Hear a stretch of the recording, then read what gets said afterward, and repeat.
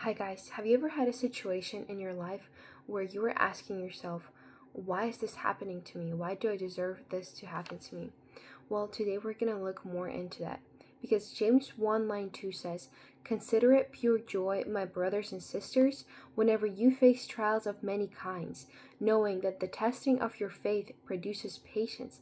But let patience have its perfect work, that you may be perfect and complete, lacking nothing." So this is James 1, lines 2 to 4. Whenever we face trials, we must not think of them as something that's unfair that's happening to us.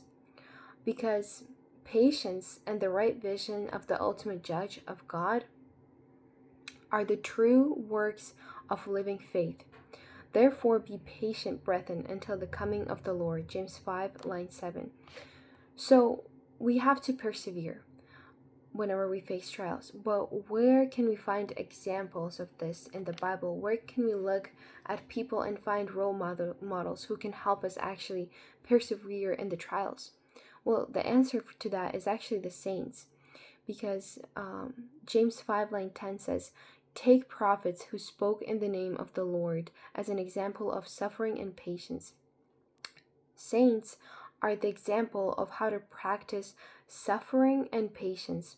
Whenever we look at the book of Job and his perseverance and his intended good end, we can realize that God is actually very compassionate and merciful with us.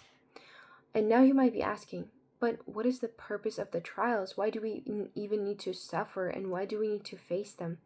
Well, Mark 10 line 45 says, "For everyone will be seasoned with fire, and every sacrifice will be seasoned with salt." So what does it mean?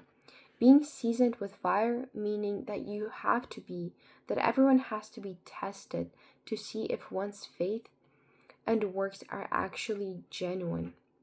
And salt stands for the remembrance of God's covenant with his people. So this is why trials actually happen to us, to see if our faith is genuine.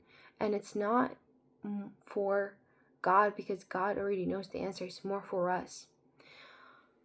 But we also have to remember that if you believe, all things are possible to him who believes. This is Mark line 9, 23. So whatever trials you're going through, even if it seems impossible that it will actually be resolved, you have to remember that with God, all things are possible. So we have to remember that God is with us, and he's actually more closer to the ones whose hearts are humble, and he saves those whose spirits are crushed. This is Psalm 34 line 18.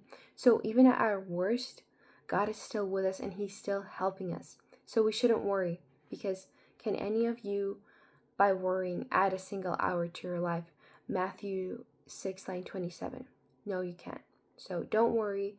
The trials will be done, and God is always with us. I hope you like this video. Don't forget to subscribe. Amen, and God bless you.